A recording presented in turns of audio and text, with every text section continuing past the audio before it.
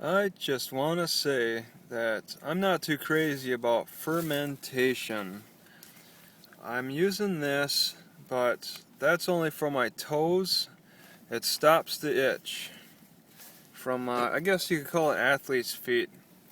But for a time, um, 6, 7 years ago, in my early 30s, maybe 33, 5 years ago, I tried to make fermentations out of cabbage, out of wheat, out of barley, milk, and there are probably others. And they were all bad experiences. I just couldn't get it right. There was just like something with the acid that just doesn't meld with my consumption, with my ability to consume. I just my tissues couldn't handle that acid effectively. There's something wrong with it. There's something wrong with eating fermented foods. I remember reading about, like, with sauerkraut, how people who made sauerkraut tended to wash the juice out. Okay, they would strain the juice. A lot of people are encouraged to drink the juice, and I was for a while, but it really was messing up my throat and my stomach was already in bad shape, and it made things worse, and I just couldn't figure out any way to make it better. There's just nothing good about the acid. You know, I think the stomach tends to digest more with the enzymes. Yes, it has the acid for, you know, the hydrochloric acid that the stomach tissue has to hold on to, and we're said to lose that acid when we get older. But I'm not going to try to fix it by consuming more acid, because it's still got to get through the mouth and the throat and then the whole esophagus, and you're just going to burn yourself just to get that acid to the stomach. And I've tried it. I've developed problems with trying to make yogurt, and that Rejuvelax is for the barley. That's the drinkable yogurt stuff, the liquid stuff. But I tried fermenting that, and it just didn't work out. It just, after a while, my throat, I was sounding like a frog. It was really getting in bad shape from all that acid, and I had to stop it on account of that, as things were getting worse and worse. And I was still suffering with my corroded throat, and I make noises when I swallow more, and where I never used to before. And a lot of that came from 5 years ago when I was messing around with yogurt stuff. When I was consuming it, it was really a sharp, acidy taste. The fat, the milk fat separated from the whey, and it was the whey that got really acidy. And it was just a mistake to think that I could pull this off and make it edible. There's really just no food out there that's that healthy to consume that's in a fermented state. I tried eating pickles, and they mess up my stomach. They make me feel ill. Whenever I have a nice base type of food, I'm fine. So there's really something awful when it comes to consuming these lactic acid types of foods. I mean, they had this Rejuvelax or whatever that's made of barley. I tried that, and all that acid was just not good for my digestive system. I just don't understand how alcoholics can drink so much alcohol. I also, I tried to brew beer too. Caused nothing but problems. Alright, I don't see how people can handle it effectively. It really burns up the digestive system. The teeth rot away, it took me a long time to like regrow my teeth. Every so often they get bad when I consume a sugary object, but overall it's just the acid really does acidify your body. A lot of people say that it alkalizes you, like lemons alkalize you.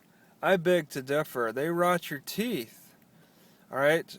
The only alkalizing you get is when it leaches, when your bones leach themselves to bring up the calcium levels in the blood. They try to match the acidity with more base, with more alkalinity. Okay, that comes from your bones. Alright, I don't know what tests these people are running, but when you consume acid, you're increasing your acidity, and yes, the body has a way to fight that off, but I mean, you're going to lose out on the leaching process from the minerals to achieve the alkalinity. And I've tried it firsthand. There's those mushrooms or whatever that are made that are whatever they call them. The fermented mushroom. It's something that you just keep adding sugar to. Well, sugar's bad by itself. I mean, if you got to feed sugar to something, you're already off to a bad start. Okay, sugar is what makes alcohol, and people will suffer from fatty liver disorders who don't drink alcohol, and it's because they're consuming a sugar extract of some kind. You can have the same problems of an alcoholic when you eat a lot of candy. So you got kids who run around who suffer very similar problems to what alcoholics suffer. Okay, it's a fatty liver disorder because your liver produces all that fat in excess to match to meet the demands that this sugar chemical, is placing on you, because it's an extract and it's just missing vitamins and minerals. Yeah, but that's the number one ingredient for fermenting is the sugar. The more sugar you put in, the better it ferments. Wine, and I think I've tried fermenting some grapes.